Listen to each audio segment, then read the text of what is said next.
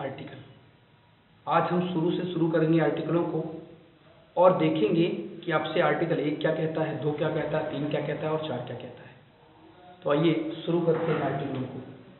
तो पहली बात जो हम पढ़ने जा रहे हैं वो पढ़ने जा रहे हैं भाग 1, और भाग 1 का नाम है संघ एवं उसके राज्य क्षेत्र। संघ एवं उसके राज्य क्षेत्र। संघ और उसके राज्य क्षेत्र, ये भाग 1 का नाम है और ये जो है आर्टिकल 1 से लेकर के आर्टिकल 4 तक चलता है। अब आर्टिकल 1 आपसे क्या कहता है? आर्टिकल 1 आपसे कहता है भारत अर्थात इंडिया। भारत अर्थात इंडिया। भारत अर्थात इंडिया राज्यों का एक संघ होगा। राज्यों का एक संघ होगा। राज्यों का एक संघ होगा। दूसरी बात देखें, आर्टिकल 1 3 बातें कहता है। ये पहली बात हुई। दूसरी बात, राज्य से राज्य क्षेत्र वे होंगे, राज्य एवं उसके राज्य क्षेत्र वे होंगे, राज्य क्षेत्र वे होंगे जो पहली अनुसूची में लिखे हैं, जो पहली अनुसूची में लिखे हैं। तीसरी बात, भारत के राज्य क्षेत्र में, भारत के राज्य क्षेत्र में, भारत के राज्य क्षेत्र में अर्जित किए गए राज्य क्षेत्र समाविष्ट होंगे। अर्जित किए गए राज्य क्षेत्र समाविष्ट होंगे। राज्य क्षेत्र क्या होंगे भाई? समाविष्ट होंगे। भारत के राज्य क्षेत्र में अर्जित किए गए राज्य क्षेत्र समाविष्ट होंगे। तो आर्टिकल 1 आपसे 3 बातें कहता है। अब यहां पर समझने लायक बात यह है कि भारत अर्थात इंडिया क्यों लिखा गया।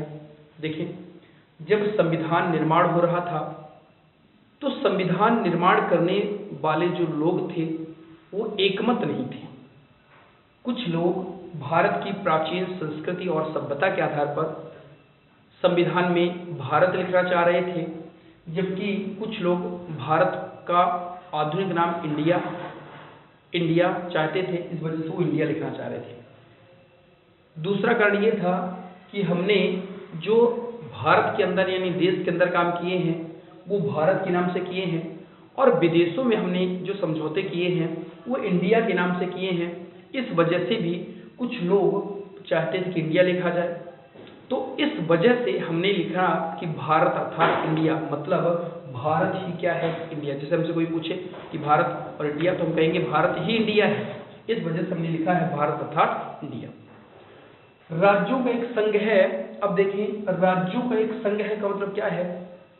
अब राज्यों का एक संघ है का मतलब होता है कि कोई भी राज्य, देखें यहां पर राज्य लिखा है तो राज्य पूरे भारतीय संविधान में लिखा है। राज्य का मैं बताऊंगा, आर्टिकल 12 आपको बताएगा कि राज्य शब्द से संपूर्ण देश से है, आपको समझाऊंगा मैं। तो राज्य से यहां पर मतलब है संपूर्ण देश, ठीक है। तो यहां पर लिखा है राज्यों का एक क्या होगा? संघ होगा।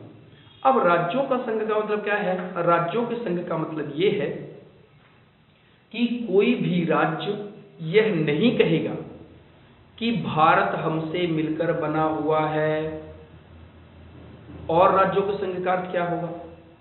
राज्यों के संघ का अर्थ यह होगा कि कोई भी राज्य यह दावा नहीं करेगा कि मैं भारत से अलग हो जाऊं। कोई भी राज्य अपने मन से भारत से अलग नहीं हो सकता है, क्योंकि भारत जो है क्या है भाई? भारत विनाशी राज्यों का अविनाशी संघ है। विनाशी राज्यों का क्या है भाई? अविनाशी संघ है। अविनाशी संघ मतलब राज्य क्या है? विनाशी है, नष्ट हो सकते हैं, लेकिन इंडिया कभी भी नष्ट नहीं होगा। भारत चाहे तो किसी भी स्टेट को समाप्त कर सकता है, मतलब विनाशी राज्य है। और विनाशी राज्यों का अविनाशी संघ कौन है? भारत। तो कोई भी राज्य चाहे कि भारत से अलग नहीं हो सकता, जैसे अमेरिका है। तो अमेरिका में जैसे हमारे यहाँ यूनियन शब्द लिखा हुआ है, यूनियन मतलब संघ, और अमेरिका में यूनियन के स्थान पर फेडरेशन लिखा हुआ है अमेरिका के संविधान में। और फेडरेशन का अर्थ भी संघ से ही होता है, लेकिन फेडरेशन का अर्थ ये होता है कि राज्य देश से अलग हो सकते हैं। तो अमेरिका के जो राज्य होते हैं, बहुत सारे अमेरिका में आज भी ऐसे राज्य हैं जो अमेरिका को अपना देश नहीं मानते हैं, लेकिन हमारे यहाँ संघ लिखा हुआ है, मतलब कोई भी राज्य भारत से अलग नहीं हो सकता है। ये होता है राज्यों के संघ का अर्थ। आप समझ पाए होंगे इस लाइन का अर्थ क्या है। अगला लिखा हुआ है राज्य और उसके राज्य क्षेत्र होंगे। अच्छा, हमने कहा कि राज्य होगा, मैंने कहा कौन, तो लिखा है राज्य और उसके राज्य क्षेत्र वे होंगे जो कहाँ पर लिखे हैं भाई, पहली अनुसूची में लिखे हुए हैं। और पहली अनुसूची में मैंने आपको बताया था कि 28 राज्य और 8 संघ शासित प्रदेश हैं। मतलब यहाँ पर किसकी चर्चा हो रही है, यहाँ पर 28 राज्य और 8 संघ शासित प्रदेशों की चर्चा हो रही है। अगली जो बात है तीसरा, कि भारत के राज्य क्षेत्र में अर्जित किए गए राज्य क्षेत्र समाविष्ट होंगे। इसका मतलब ये है कि भारत भविष्य में कभी भी यदि कोई भी राज्य क्षेत्र जीत लेगा तो वो भी राज्य क्षेत्र भारत में ही सम्मिलित हो जाएगा। ये कौन से आर्टिकल के तहत, आर्टिकल 1 के तहत।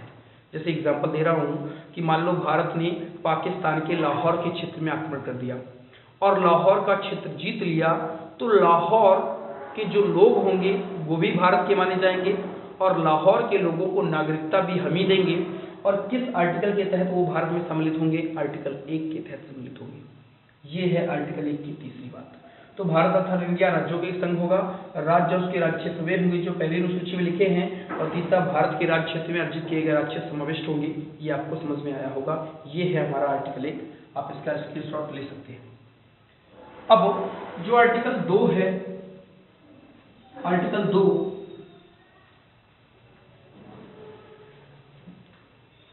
अब आर्टिकल 2 नए राज्यों का प्रवेश, नए राज्यों का प्रवेश एवं उनकी स्थापना, एवं उनकी स्थापना। और आर्टिकल 3 को भी एक साथ समझें। ये कहता है नए राज्यों का निर्माण, नए राज्यों का निर्माण एवं वर्तमान राज्य की, एवं वर्तमान राज्य की सीमा एवं नामों में परिवर्तन। वर्तमान राज्य की सीमा और नामों में जो परिवर्तन है वो कौन करेगा भाई, तो ये सब जो करने का अधिकार है ये किसको है, किसी और को नहीं है, ये संसद को है। तो अब देखें यहाँ पर 2 बातें लिखी हुई हैं, नए राज्यों का प्रवेश। अब ये नए राज्यों का प्रवेश कैसे होगा, तो देखें दोस्तों, पहली बात मैं आपको समझाऊं कि आर्टिकल 2 में याद करने के लिए तरीके याद रखिए। नए राज्यों का प्रवेश है और यहाँ पर नए राज्यों का निर्माण है। प्रवेश और निर्माण दोनों अलग अलग शब्द हैं। अब प्रवेश निर्माण, जैसे मैंने कहा कि मान लो कि कोई भी नई चीज, जैसे आपने देखा होगा कि लोग घर में प्रवेश कर जाते हैं, तो घर में प्रवेश कब करेंगे भाई, जब घर बन जाएगा। तो बने बनाए क्षेत्र को प्रवेश कराना वो कहलाता है प्रवेश। और निर्माण क्या कहलाता है, एक चीज से दूसरी चीज का बनाना निर्माण कहलाता है। जैसे यदि भारत ने लाहौर पर आक्रमण किया तो लाहौर तो पहले से बना बनाया क्षेत्र था, अब लाहौर को केवल भारतीय संघ में सम्मिलित करना है। तो लाहौर को भारतीय संघ में सम्मिलित करोगे तो बना बनाया क्षेत्र था उसको भारतीय संघ में मिला रहे हो, ये कहला रहा है प्रवेश।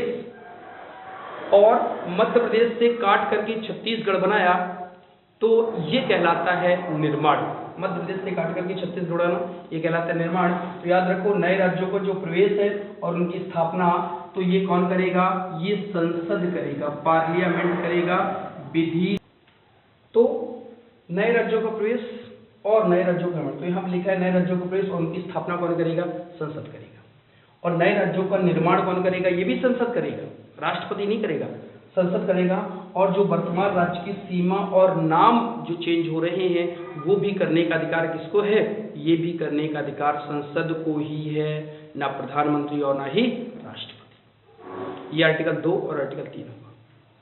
आर्टिकल 4 क्या कहता है? देखिए दोस्तों आप समझें, आर्टिकल 4 कहता है अनुच्छेद 2 और 3 में किसी भी प्रकार का परिवर्तन करोगे, अनुच्छेद 2 और 3 में किसी प्रकार का, तो आर्टिकल 4 कहता है कि अनुच्छेद 2 और 3 में किसी प्रकार का परिवर्तन करने पर अनुसूची 1 में स्वतः ही परिवर्तन हो जाएगा। अनुसूची 1 में स्वतः ही परिवर्तन हो जाएगा।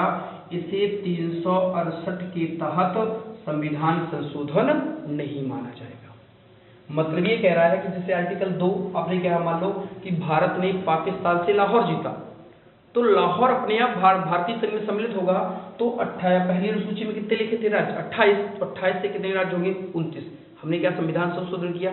नहीं किया, केवल हमने राज्य का प्रवेश कराया। या मान लो कि जैसे मध्य प्रदेश से छत्तीसगढ़ बना, या मान लो कि मध्य प्रदेश से कोई और नया राज्य बन जाए, तो अनुसूची 1 में मुझे लिखना पड़ेगा ना कि 28 से कितने राज्य हो गए? 29। तो क्या हमने संविधान संशोधन किया? नहीं किया। तो ये जो हम काम कर रहे हैं ये 368 के तहत संविधान संशोधन नहीं है। तो यही है आर्टिकल 4 कहता है अनुच्छेद 2 और 3 में किसी प्रकार का भी परिवर्तन करोगे तो अनुसूची 1 अपने आप बदल जाएगी, जिसे 368 के तहत संविधान संशोधन नहीं माना जाएगा। तो दोस्तों ये था हमारा भाग 1, और भाग 1 के हमने 4 आर्टिकल देखे। तो नेक्स्ट सेशन में हम बात करेंगे नागरिकता की। तब तक के लिए जुड़े रहें टीचिंग प्रो एकेडमी से। धन्यवाद।